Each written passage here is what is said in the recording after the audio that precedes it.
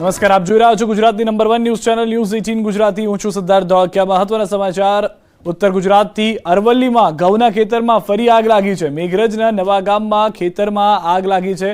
વીજ તારમાંથી તણખલા પડતા આગ લાગી છે। 7 વીઘામાં ઘઉંનો પાક બળીને ખાક થઈ ગયો છે। પાક બળી જતા ખેડૂતને આર્થિક નુકસાની સહન કરવાનો વારો આવ્યો છે। આ પહેલીવારની ઘટના નથી। આ પહેલા પણ આવા બનાવ બની ચૂક્યા છે કે જ્યાં આગળ એક તણખલો ખેડૂતના આખા ખેતરને તબાહ કરી રહ્યો છે।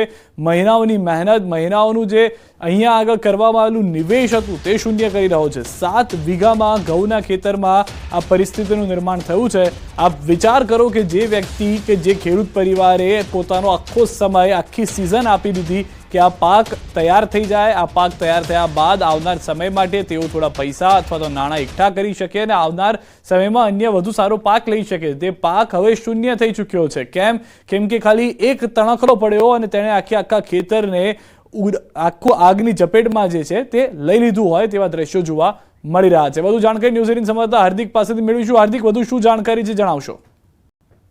ચોક્કસથી જે પ્રકારે અરવલ્લી જિલ્લામાં સતત આ પ્રકારની ઘટનાઓ જોવા મળી રહી છે કે વિસ્તારમાં તણખલાના કારણે અનેક ખેતરો જે છે સહાય થઈ ચૂક્યા છે ઘઉંના પાકના। ત્યારે આ પ્રકારની ઘટના મેઘરજ તાલુકાના નવા ગામની સામે આવી છે કે જેમાં 5 જેટલા ખેડૂતોની 7 વીઘા જમીન એક જ લાઇનમાં જે આવેલી હતી ત્યાં એક જ તણખો પડ્યો અને 7 વીઘા જમીનનું જે વાવેતર કરવામાં આવ્યું હતું ઘઉંનું એ તમામ બળીને ખાખ થયું છે। કહી શકાય કે લાખો રૂપિયાનું નુકસાન ખેડૂતોને થયું છે। વીજ વિભાગની બેદરકારી છે, પરંતુ સતત આ પ્રકારની બેદરકારી વર્ષોથી ચાલતી આવી છે અને આ વર્ષે પણ લગભગ 10 ઉપરાંત ઘટનાઓ ઘટી ચૂકી છે। ત્યારબાદ પણ વીજ વિભાગ સફળ જાગતું નથી, તેના કારણે મોઢામાં આવેલું કોળિયો ખેડૂતોનો છીનવાઈ રહ્યો છે। સિદ્ધાર્થ, આભાર સમગ્ર માહિતી બદલ। તો આ વીજ વિભાગની પરિસ્થિતિના કારણે સહન કરવાનું ખેડૂતને આવ્યું છે, નુકસાન ખેડૂતને ભોગવવું પડશે।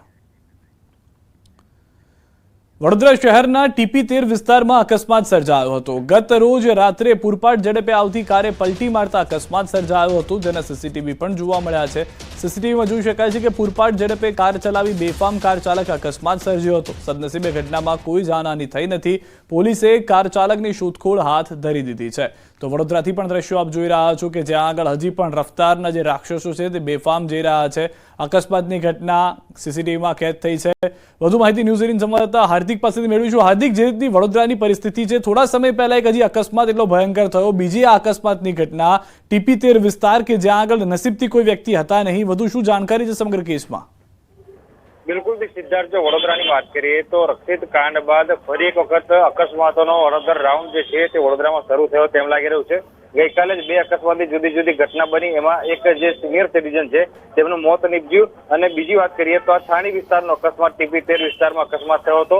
સીસીટીવી જોઈ શકાય છે કે કાર ચાલક જે છે પૂરપાટ ઝડપે આવે છે અને અચાનક તેની કાર જે છે તે પલટી ખાઈ જાય છે। આ કાર પલટી ખાતા આસપાસના લોકો જે છે દોડી આવ્યા હતા, ત્યારે જે કાર ચાલક છે પોતાની કાર મૂકીને સ્થળ પરથી ફરાર થઈ ગયો હતો। ત્યારે જે પોલીસ છે તે ગઈકાલ રાતથી જે કાર ચાલક છે તેને શોધી રહી છે। અકસ્માતની જે ઘટના બની છાણી વિસ્તારમાં તેમાં કોઈને જાનહાની થઈ નથી, પરંતુ ભુજવાડામાં જે અકસ્માત થયો હતો તેમાં એક જે સિનિયર સિટીઝન છે તેમને જીવ ગુમાવવાનો વારો આવ્યો હતો। સિદ્ધાર્થ, આભાર સમગ્ર માહિતી બદલ। તો હાલમાં જે સ્પીડમાં ગાડીને આપ જતા જોઈ રહ્યા છો, સીસીટીવી જે છે તેને લઈને પણ પોલીસે તપાસ શરૂ કરી છે। કોણ કાર ચાલક છે, શું પરિસ્થિતિ થઈ હતી, તમામ મુદ્દાને લઈને તપાસ કરવામાં આવી રહી છે। મોરબી માળિયા હાઈવે પર ટ્રક ચાલક બેફામ બન્યો છે। કામ ચાલુ હોય, રોડ સેફટી માટે રાખેલ કોનનો બુકડો બોલાવી લીધો હતો। રોડ પર રાખવામાં આવેલા તમામ કોન તોડી ટ્રક ચાલક નાસી છૂટ્યો હતો।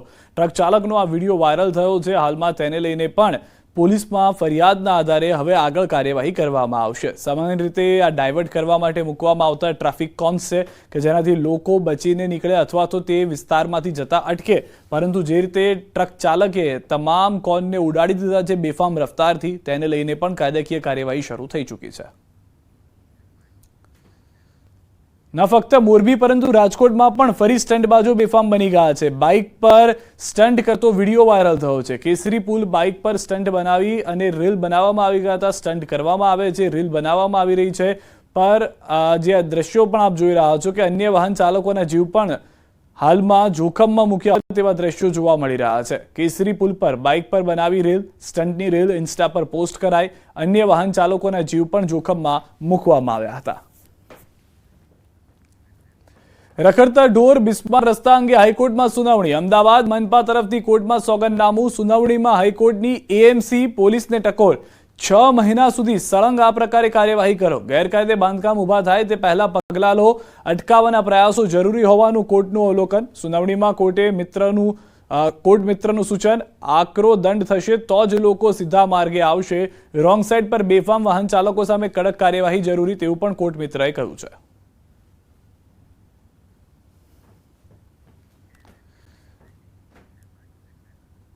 ગુજરાત રાજ્યની ન્યાયિક પ્રક્રિયામાં થશે વધારો. ગુજરાત હાઈકોર્ટમાં ન્યાયાધીશ તરીકે 8 નામો પર સુપ્રીમ કોર્ટ કોલેજિયમ કરી ભલામણ.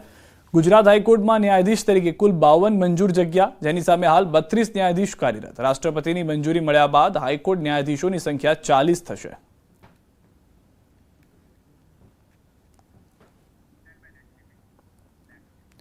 ગાંધીનગર નેશનલ લો યુનિવર્સિટીમાં વિદ્યાર્થીના આત્મહત્યાને લઈને ભારે રોષ જોવા મળ્યો છે. વિદ્યાર્થીઓ કોલેજ પ્રશાસન પર બેદરકારીના ગંભીર આરોપ લગાવી રહ્યા છે.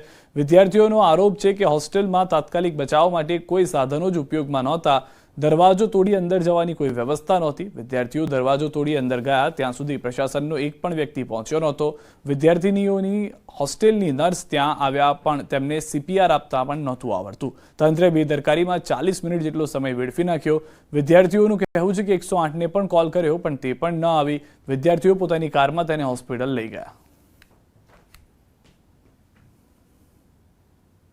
વિદ્યાર્થીઓ કેવી દુવિધામાં મુકાયા છે આ ઘટનાને પગલે? अब विद्यार्थी बहुत दुखी है आमा सब प्रॉब्लम सोचे कि बात ये है कि ये आज की घटना नहीं है, ये बहुत टाइम से हो रहा है और जो बहुत टाइम से जो दिक्कतें स्टूडेंट्स फेस कर रहे हैं उसके कारण आज ये इंसिडेंट हुआ है. ना हमारा मेडिकल ढंग से चलता है, नर्स को CPR बेसिक CPR देना नहीं आता है. ना वो वार्डन वहाँ पे जब वो खड़ा था दरवाज़ा तोड़ने की जगह वो क्या बोलता है, वार्डन बोलता है कि मेरे पे नाम आ जाएगा इसलिए मैं नहीं तोड़ूंगा. तो मतलब ये जो स्थिति है इनकी जो नेग्लिजेंस के कारण आज वो स्टूडेंट की हत्या हुई. क्या पता अगर ये लोग थोड़ा ढंग से कर लेते तो आज जो वंश भाई हमारे हैं वो शायद जिंदा रहते. बात वही कि मेस के खाने से लेके सब कुछ कॉलेज में बहुत बहुत बुरी तरह है. और आज स्टूडेंट्स प्रोटेस्ट भी इसलिए उतरे क्योंकि एडमिन हमारी बात सुनने को तैयार ही नहीं है. हम कितनी बार रिप्रेजेंटेशन लेके गए हैं कि आप हमारे लिए कुछ करिए, एम्बुलेंस लेके आइए, डॉक्टर लेके आइए, नर्स लेके आइए, खाना सही करिए. पाइप निकल रहे हैं खाने पे, PVC पाइप निकल रहे हैं हमारे यहाँ मेस के खाने में. સર કોલેજમાં ડિપ્રેશન કેટલું હતું એના કારણે એને આપઘાત કર્યો છે એવું કંઈ જાણવા મળ્યું છે ખરું કે પ્રાથમિક તપાસમાં? હજી સુધી અમને એવું કંઈ જાણવા નથી મળ્યું કે છોકરાને ડિપ્રેશન હતો કે કારણ મોત પાછળનો ખબર નથી પડેલો. પણ કોલેજમાં એન્વાયરમેન્ટ એવું છે કે આ ઘટના ઘટ્યા પછી કોલેજ બધું એક્શન લેવા માટે ભાગે છે અને આટલા બધા છોકરાઓ ભેગા થાય છે ત્યારે કોલેજ એક્સેપ્ટ કરે છે કે અમે આવું કરશું. બટ જ્યારે થાય છે એના પહેલાં the concept of precaution is better than cure is not understood to them. So છોકરાઓને એક મોત થઈ છે છોકરાની, ત્યાર પછી એડમિનિસ્ટ્રેશનને ખબર પડે છે કે હવે અમારે ડૉક્ટર લાવવો પડશે, નર્સ લાવવો પડશે. નર્સને CPR આપતા નથી આવડતું, વોર્ડનને એમ્બ્યુલન્સને બોલાવતા નથી આવડતું, એમ્બ્યુલન્સ આવે છે તો કેવી રીતે લઈ જવું છે એ નથી આવડતું, એમ્બ્યુલન્સ આવતી નથી, છોકરાઓ પર્સનલ ગાડીમાં હોસ્પિટલ લઈ જાય છે. તો એડમિનિસ્ટ્રેશનની બહુ ખરાબ હાલત છે હમણાં. એક હજુ મુદ્દો જેની વાત કરવાની લગભગ બધા ભૂલી ગયા કે એ સમય પર 108ને મેં કોલ કર્યો હતો અને એ પહેલાં કોઈ બીજાએ પણ કોલ કર્યો હતો. જે સમગ્ર લોક ત્યાં હતા એમાંથી કોઈ બીજાએ પણ કોલ કર્યો હતો. પર એ સમયે 108 પણ પ્રોપર સમયે એક એમ્બ્યુલન્સ નથી મોકલાવી શકી કારણ કે 108ની જે એમ્બ્યુલન્સ રહે છે એની અંદર પ્રોપર ઇક્વિપમેન્ટ રહે છે, ડિફિબ્રિલેટર રહે છે, ઓક્સિજન માસ્ક રહે છે. બટ એવી સુવિધા કોઈ એ સમય પર અમને મળી નહીં અને 108ની પણ આ ભૂલ છે.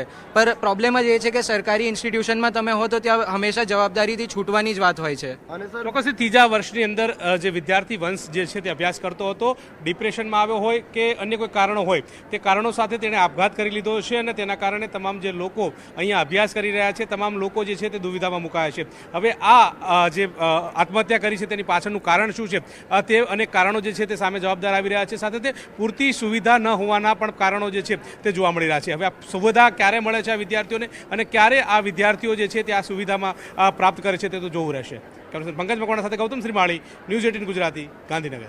ये डिमांड था कि जब वहाँ पे एक तो इनका ये था कि एम्बुलेंस यूनिवर्सिटी के इसमें कैंपस में होनी चाहिए क्योंकि ये रेजिडेंशियल यूनिवर्सिटी है.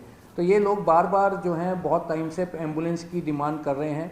यूनिवर्सिटी ने के डायरेक्टर साहब ने पहले में भी इसको इशू उठाया एम्बुलेंस को यहाँ लेने के लिए. देखिए हम लोग जो हैं वो पब्लिक यूनिवर्सिटी हैं, हम लोग पब्लिक यूनिवर्सिटी में हमारे को हमारी अथॉरिटीज़ के अंदर में ये प्रपोज़ल रखा गया है और हमने यहाँ से लिखा भी है. आपको मैं लेटर दे सकता हूँ कि यहाँ से डायरेक्टर साहब ने अभी पीछे भी कुछ दिन पहले फिर से लिखा है अथॉरिटीज़ को कि यहाँ पे एक एम्बुलेंस यहाँ पे जो है स्टेशन कर दी जाए. સીએમ ભૂપેન્દ્ર પટેલની મોટી જાહેરાત, સરકારી નોકરીમાં જેટલી જગ્યા ખાલી છે બધી ભરી દો, ભરતી કર્યા પછી જવાબદારી વધી જશે, પછી કામને લઈને કોઈ બહાનું નહીં ચાલે. ગાંધીનગરમાં 470થી વધુ ઉમેદવારોને નિમણૂક પત્ર એનાયત કરતી વખતે સીએમ ભૂપેન્દ્ર પટેલે આ વાત કરી છે. રોજ એક પરીક્ષા લેવાય એવું છે, રોજ એક પરીક્ષા લેવાય એવું છે. આપણે કીધું છે બધા સરકારી નોકરી જેટલી ખાલી છે બધી ભરી દો.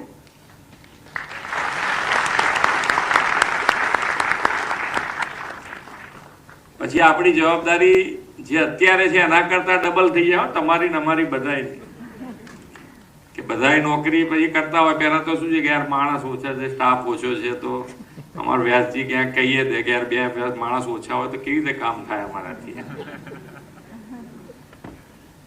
પણ પછી કોઈથી કહેવાશે નહીં કે ભાઈ હવે તો સ્ટાફ પૂરતો છે, હવે કોઈ જગ્યાએ કામની ઉણપ ચાલશે નહીં.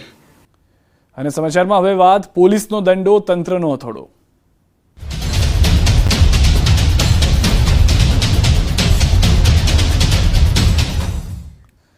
બનાસકાંઠાથી સમાચાર. પાલનપુરમાં ડિમોલિશન, સતત ત્રીજા દિવસે ડિમોલિશનની કાર્યવાહી. અસામાજિક તત્વોના ઘર પર ફર્યું છે બુલડોઝર. ગેરકાયદે દબાણ દૂર કરવામાં આવી રહ્યા છે. બનાસકાંઠાના દ્રશ્યો પણ અમે આપને બતાવી રહ્યા છે કે જ્યાં આગળ અસામાજિક તત્વોના ઘર ઉપર બુલડોઝર ફેરવવામાં આવ્યું, કેમ કે આ જે મકાન હતું તે ગેરકાયદેસર રીતે, ખોટી રીતે દબાણ કરી ઊભું કરવામાં આવ્યું હતું. તો અસામાજિક તત્વો સામેનો પોલીસનો એક્શન પ્લાન હવે ખૂબ જ ઓછા કલાકો બાકી. રાજકોટ પોલીસે પણ કુખ્યાત આરોપીઓની શાન ઠેકાણે લાવવા કમર કસી લીધી છે. શહેરમાં વધુ એક કુખ્યાત આરોપીના ગેરકાયદે ઘર પર ફર્યું છે બુલડોઝર. કુખ્યાત માજીદ ભાણુના ગેરકાયદે ઘરની ડિમોલિશનની કાર્યવાહી કરવામાં આવી. થોડા દિવસ પહેલા માજીદ ભાણુએ પોલીસ પર કર્યો હતો હુમલો. ગુજસી ટોક સહિત અનેક ગુનાઓ માજીદ ભાણુ સામે નોંધાયેલા છે. ગઈકાલે પણ પોલીસ દ્વારા જંગલેશ્વરમાં કુખ્યાત બુટલેગર રમા જુનેજા અને જાવેદ જુનેજાના ગેરકાયદે ઘર પર બુલડોઝર ફેરવવામાં આવ્યું હતું. માજીદ રફીકભાઈ ભાણો કે જેના વિરુદ્ધમાં 11 જેટલા ગુનાઓ દાખલ થયેલા છે, જેમાં ગુજસી ટોક, સરકારી કર્મચારી પર હુમલો અને ઘણા ઈજાના ગુનાઓ, ધાકધમકીના ગુનાઓનો સમાવેશ થાય છે. માજીદ રફીકભાઈ ભાણુ છે સરકારી જગ્યા ઉપર દબાણ કરી અને આ જગ્યાએ રહી અને ગેરકાયદેસર પ્રવૃત્તિઓ ચલાવતો હતો, જેથી આરએમસી સાથે સંકલનમાં રહી અને આ જે દબાણ કરેલું હતું એને સરકારી જગ્યા પર એ દબાણ દૂર કરવાની કાર્યવાહી કરવામાં આવી છે. રાજકોટ શહેરમાં વધુ એક આરોપીના ઘર ઉપર જે છે એ બુલડોઝર ફરી વળ્યું છે. રાજકોટ શહેરના જે છે જે વિસ્તાર આવેલો છે ત્યાં અત્યારે જે માજીદ ભાણુ નામનો જે આરોપી છે, ગુજસી ટોકનો આરોપી છે, આ ઉપરાંત અનેક અન્ય ગુનાઓમાં પણ તેઓ સંડોવાયેલો છે. અત્યારે તેમના ઘર ઉપર જે છે એ ડિમોલેશન કરવામાં આવી રહ્યું છે. ખાસ કરીને જે રીતના વાત કરવામાં આવે તો રાજકોટ શહેરમાં ગઈકાલે પણ જંગલેશ્વર વિસ્તારમાં જે છે તે ડિમોલેશન કરવામાં આવ્યું હતું. અત્યારના પણ દ્રશ્યો જોઈ શકો છો કે જે આ મકાન છે, 2 ઓરડીઓ છે તે તોડી પાડવામાં આવી છે. અત્યારે રાજકોટ શહેરમાં જે છે અલગ અલગ જગ્યાએ જે છે આરોપીઓના લિસ્ટ પણ તૈયાર કરવામાં આવી રહ્યા છે અને આગામી દિવસોમાં પણ અનેક આરોપીઓના ઘર ધ્વસ્ત થશે. હાર્દિક જોશી, ન્યૂઝ 18 ગુજરાતી, રાજકોટ. અમદાવાદથી સમાચાર. સ્ટેટ મોનિટરિંગ સેલની કાર્યવાહી. દરિયાપુરમાં કુખ્યાતના ઘરે કાર્યવાહી. મનપસંદ જીમખાનામાં ડિમોલિશન. એએમસીને સાથે રાખી કરી છે કાર્યવાહી. જીમખાનામાં ગેરકાયદેસર બાંધકામ તોડાયું છે. જીમખાનાનો 3જો માળ તોડાયો છે. ગેરકાયદેસર પ્રવૃત્તિઓ માટે કુખ્યાત છે મનપસંદ જીમખાના. સ્ટેટ મોનિટરિંગ સેલે જીમખાનામાં ગેરકાયદેસર માળ બનાવ્યો હોવાના પુરાવા આપ્યા હતા. એસએમસી, ક્રાઇમ બ્રાન્ચ અગાઉ મનપસંદ જીમખાનામાં અનેક વખત કરી ચૂકી છે રેડ. પ્રથમ તબક્કામાં 24 આરોપીઓની યાદી બનાવવામાં આવેલી છે. એણે અગાઉ જે છે એસએમસીએ રેડ કરીને આ લોકો વિરુદ્ધ ગુનાએ દાખલ કરાવેલા છે અને આ જે અપરાધીઓ છે, ગુનેગારો જે છે એ ભૂતકાળમાં આ લોકોએ ગેરકાયદેસર મિલકતો મેળવેલી છે. આ મિલકતમાં જે છે આ લોકોએ ગેરકાયદેસર દબાણ જે છે કરેલું છે. એ દબાણ માટે જે છે અમે સંબંધિત કચેરીઓને લખાણ કરેલું છે ડીજી સરની સૂચના મુજબ અને આ જે છે હાલ અમદાવાદ શહેરમાં અમારા લખાણ અનુસાર 3 જગ્યા જે છે ડિમોલિશન હાથ ધરવામાં આવેલું છે. દિલીપ રાઠોડ તથા જયેશ રાણા આ બંનેનું જે ગેરકાયદેસર બાંધકામ જણાય આવેલ તે હાલ દૂર કરવામાં આવેલ છે. દિલીપ રાઠોડનું બેકગ્રાઉન્ડ શું છે, કોણ છે? દિલીપ રાઠોડ જે છે એ સાઈબાગ વિસ્તારના લિસ્ટેડ બુટલેગર છે, કિશોર લંગડો એના પુત્ર છે અને એનું જે છે એ ગેરકાયદેસર બાંધકામ રોડના સાઈડ ઉપર જણાઈ આવતા એએમસી પાસેથી એની માહિતી મેળવતા ગેરકાયદેસર જણાઈ આવતા સ્થાનિક બંદોબસ્ત રાખી અને વહીવટીતંત્રને સાથે રાખીને હાલમાં એ ગેરકાયદેસર બાંધકામ દૂર કરવામાં આવેલ છે. તો દ્રશ્યો પણ અમે આપણે બતાવી રહ્યા છીએ. આ જે છાપરા જે છે તે તોડી પાડવામાં આવતા આખો જે ત્રીજો માળ છે તે ગેરકાયદેસર રીતે બાંધકામ કરવામાં આવ્યો હોવાની જાણકારી મળી રહી છે.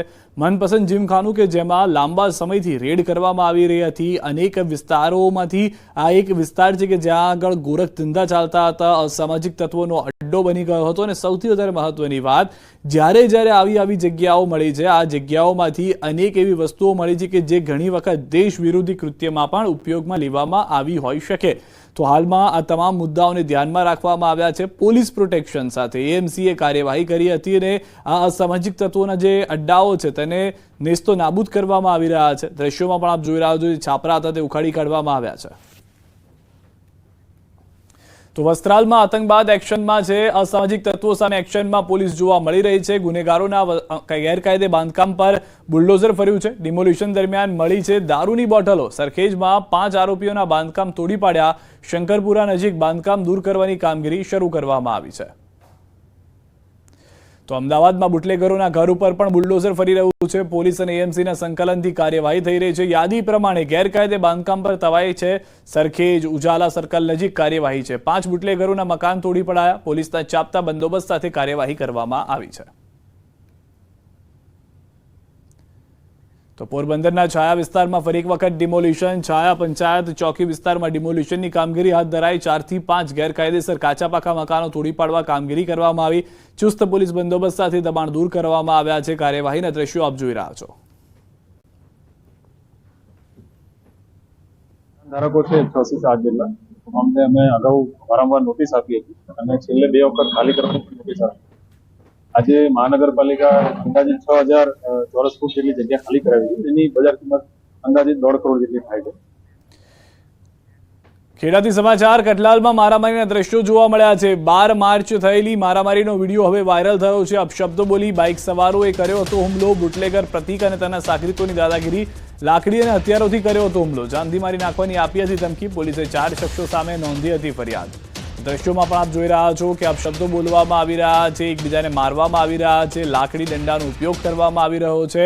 અને દ્રશ્યોથી જ સ્પષ્ટ થઈ રહ્યું છે કે કેટલી મોટી બબાલ છે. હથિયારો પણ જોવા મળી રહ્યા છે. મોંઘીદાર ગાડીઓની ઉપસ્થિતિ ત્યાં જોવા મળી રહી છે. જે વ્યક્તિએ વિડીયો બનાવ્યો છે તે હાલમાં પ્રાથમિક દ્રષ્ટિએ થોડી દૂરથી આ વિડીયો બનાવ્યો છે. રિક્ષા જેવા કોઈક વાહનમાં બેસીને વિડીયો બનાવ્યો હોય તેવું પણ અત્યારથી અંદાજ લગાવવામાં આવી રહ્યો છે. 12 માર્ચે આ મારામારી થઈ હતી.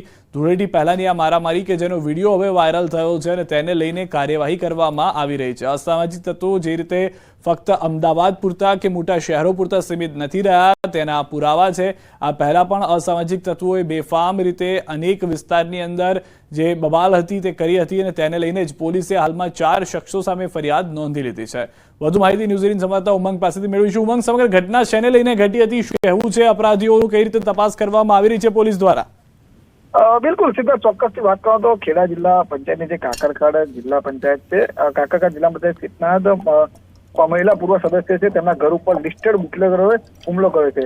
સીધા સૌથી મહત્વની વાત કરું તો કાકરખાડ જે ગામ છે તે દેશી દારૂનો ત્યાં આગળ સૌથી વધુ બુટલેગરો છે અને ત્યાં આગળ કોઈ ઘટનાના કારણે તેઓ બેફામ બનાવ્યા હતા. દ્રશ્યો વિડીયો અંદર કેદ થયા છે. જે પ્રકારે હાથમાં લાકડી દંડાથી અસામાજિક તત્વોએ આતંક મચાવ્યો હતો અને આજે પૂર્વ મહિલા સદસ્ય છે તેના ઘર ઉપર હુમલો કર્યો હતો અને પથ્થર મારાથી જે બચાવની તેમને જેસીબીની પણ મદદ લેવી પડી હતી.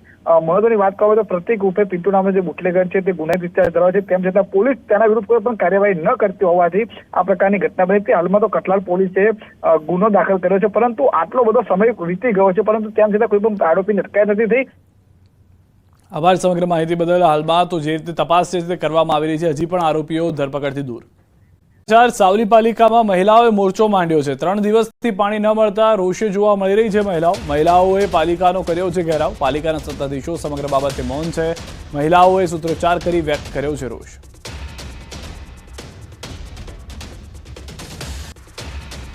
અમારા એરિયામાં 3 દિવસથી સળંગ પાણી આવતું નથી તો બિચારા લોકો ક્યાં જાય? કેટલું બધું પાણી કોઈ સંગ્રહ કરી શકે?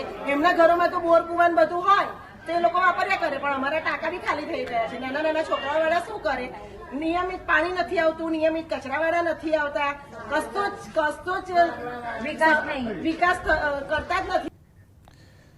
ગીર સોમનાથથી સમાચાર. યુરિયા ખાતરની અછત ઉનામાં ખેડૂતો લાઇનમાં લાગ્યા છે. ખાતર ડેપો બહાર ખેડૂતોની લાંબી લાઇન જોવા મળી રહી છે. લાઇનમાં ઊભા રહેવા છતાં પણ ખાતર ન મળતા રોષે ભરાયા છે ખેડૂતો. ઉનાળામાં ખાતરની અછતથી ખેડૂતો પરેશાન થઈ ચૂક્યા છે.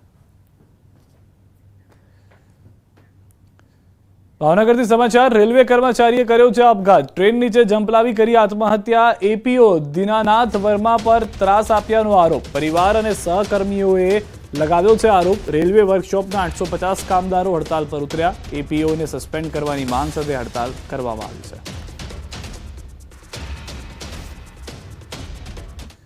અંકલેશ્વર તાલુકાના બાકરોલ ગામે ખેતરમાંથી માનવ કંકાલ મળી આવ્યો છે. અંબુભાઈ પટેલ નામના ખેડૂતે કોસમડી ખાતે રહેતા જાદવભાઈ ઝાપડાને ઘણોતે ખેતર ખેડવા માટે આપ્યું હતું. ત્યારે સવારના સમયે કાપણી માટે શેરડી સળગાવવામાં આવી હતી, જે દરમિયાન માનવ કંકાલ મળી આવ્યું. સમગ્ર મામલે પાનોલી પોલીસે માનવ કંકાલનો કબજો મેળવી તપાસ હાથ ધરી છે. સાથે જ એફએસએલની પણ મદદ લેવામાં આવી. હત્યા કરી તેના મૃતદેહને ખેતરમાં ફેંકી દેવામાં આવ્યો હતો કે કેમ તે અંગે પણ પોલીસે તપાસનો ધમધમાટ શરૂ કર્યો છે. આજે વહેલી સવારે બાકરોલ ગામની સીમમાં સવારમાં શેરડી બાળી અને કટિંગ ચાલુ કરતા નરકંકાલ હાથમાં બોડી મળી આવેલ છે. એની જાણ મને થતાં મેં પોલીસ તંત્રને જાણ કરી અને પોલીસ તંત્ર આગળની કાર્યવાહી શરૂ કરી છે. શેરડીના ખેતરની લણણી કરવાની હતી, એ માટે મજૂરો દ્વારા આવી અને એમાં આગ લગાડવામાં આવી. આગ લગાડી અને ખેતરને પછી કાપવાનું શરૂ કરતા જ્યારે મજૂરો છે એ અંદર પહોંચે છે ત્યારે આ કંકાલ છે એ એકદમ બળી ગયેલી હાલતમાં મળી આવ્યું હતું. એફએસએલ સાથે રાખી અને એની આગળની તપાસ શરૂ કરવામાં આવી છે. ગાંધીનગરમાં જળ સંપત્તિ વિભાગના માધ્યમથી વર્ક આસિસ્ટન્ટની ભરતી કરાઈ છે. મુખ્યમંત્રી ભૂપેન્દ્ર પટેલના હસ્તે નિમણૂક પત્રો પણ અપાયા હતા. સરકારના મંત્રી કુંવરજી બાવળિયાએ જણાવ્યું કે મેરિટ પ્રમાણે દરેકને જવાબદારી સોંપાશે અને તેઓ ખેડૂતો સંપર્કમાં રહી કામગીરી કરશે. જળાશયોની સલામતી, સિંચાઈની યોજનાઓ પર કામ કરશે. સાથે જ તેઓએ કહ્યું કે રાજ્યના જળાશયોમાં હાલ 55% પાણી સંગ્રહ છે. ઉનાળામાં પીવાના પાણીને રિઝર્વ રાખી સિંચાઈ માટે ખેડૂતોને પાણી અપાશે. રાજ્યમાં બધા જળાશયોમાં એવરેજ જોઈએ તો લગભગ 50 થી 55% જેટલું હજુ જળાશયોમાં પાણી છે. અમે સિંચાઈ માટે જે જળાશયોમાંથી પાણી આપીએ છીએ ત્યાં એ જળાશયોમાં પહેલાં પીવાના પાણી માટેનું રિઝર્વેશન રાખ્યા પછી સિંચાઈનું પાણી આપીએ છીએ. ઉનાળો શરૂ થવા જઈ રહ્યો પણ અમે પીવાના પાણી માટે પણ એ જ રીતે બંનેનું અમારો સિંચાઈ વિભાગ અને પાણી પુરવઠા વિભાગના બેના સંકલનથી પીવાના પાણી માટેની કોઈ સમસ્યા ઊભી ન થાય એ રીતની અમે વ્યવસ્થા ગોઠવી છે. સુરતના ઉધનાના ચીકુવાડી ખાતે જર્જરિત બિલ્ડિંગમાં એસએમસી દ્વારા સીલ મારવાની કામગીરી કરાઈ છે. 70 જેટલા મકાનો અને 30 જેટલા દુકાનોમાં મારવામાં આવ્યા છે સીલ. એસએમસી દ્વારા અગાઉ નોટિસ આપવામાં આવી હતી. રિનોવેશનની કામગીરી દરમિયાન એસએમસીની સીલ મારવાની કામગીરી કરાઈ છે. લગનગાળાની સિઝન વચ્ચે રાજકોટના અનેક 10 જેટલા કમ્યુનિટી હોલ બંધ હાલતમાં જોવા મળી રહ્યા છે. હાલમાં ફાયર એનઓસીના હોવાને કારણે તમામ હોલ બંધ પડ્યા છે. રાજકોટમાં અગ્નિકાંડ બાદ ફાયર એનઓસીને લઈને કડક કાર્યવાહી હાથ ધરાઈ છે. ત્યારે પાલિકાના જ કમ્યુનિટી હોલમાં ફાયર સિસ્ટમ ન હોવાનું જાણવા મળ્યું છે. 26 યુનિટ છે, 18 હોલમાં 26 યુનિટ છે અને 8 હોલ એવા છે કે જે સંપૂર્ણપણે એનઓસી મળી અને કામગીરી પણ એની પૂર્ણ થઈ ગઈ છે અને ટૂંક સમયની અંદર માર્ચના એન્ડમાં અથવા એપ્રિલના પહેલા વીકની અંદર આ તમામ હોલો એક સાથે ખુલ્લા કરવા મૂકવામાં આવશે.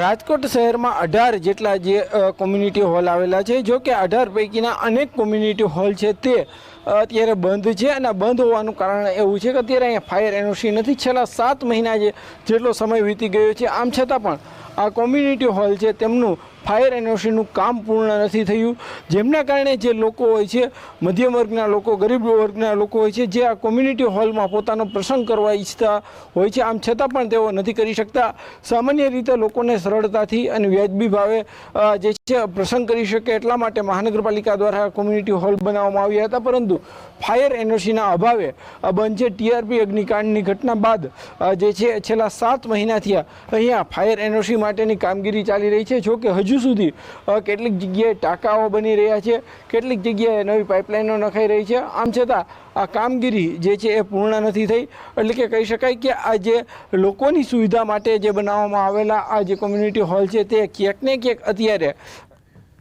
સુરતના મહુવાના દામુદલા ગામ નજીક શેરડીના ખેતરમાં દીપડાના 2 બચ્ચા મળતા વન વિભાગે સફળ ઓપરેશન કરીને તેની જ માતા પાસે મિલન કરાવ્યું. શેરડીના પાક લેવા લોકોએ ખેતર સળગાવ્યું હતું, જેમાં ખેતરમાં સંતાયેલા દીપડાના 2 બચ્ચા દાઝ્યા હતા. આ મામલે સ્થાનિકોએ વન વિભાગને જાણ કરી હતી, જે બાદ વન વિભાગે બંને બચ્ચાનું રેસ્ક્યુ કરીને સારવાર આપી હતી અને તે બાદ એ જ જગ્યા પર દીપડાના બચ્ચાને મૂક્યા હતા, જેથી તેની માતા સાથે ફરી મળી શકે. આ આખી પ્રક્રિયાના અંતમાં દીપડી આખરે 2 બચ્ચાને લઈને ખેતરમાંથી નીકળી ગઈ હતી. આ મામલે વન વિભાગે લોકોને અપીલ કરી કે શેરડીના ખેતરોને સળગાવતા પહેલા ફટાકડા કે પછી અન્ય કોઈ સાઉન્ડ ક્રિએટ કરવામાં આવે અથવા તો વન્યજીવોને પહેલેથી આ રીતે ખ્યાલ અવાજથી આવી જાય તેવું કંઈક કરવામાં આવે, જેથી અન્ય પશુઓ સુરક્ષિત રીતે સ્થળ છોડી શકે. 2 बच्चों का सक्सेसफुली रेस्क्यू किया, उनको वेटरनरी डॉक्टर से प्रॉपर उनकी सारवार की गई और उसके बाद रात को हमने वो 2 बच्चों को उसी जगह पे जहाँ पे वो झुलसे हुए हालत में मिले थे उसी जगह पे जाके वहाँ पे रख के आए और ट्रैप कैमरा से मॉनिटर किया कि उनकी मदर लेपर्डेस उनको लेके जाए और सक्सेसफुली लेपर्डेस अपने 2 कब्स को लेके चली गई.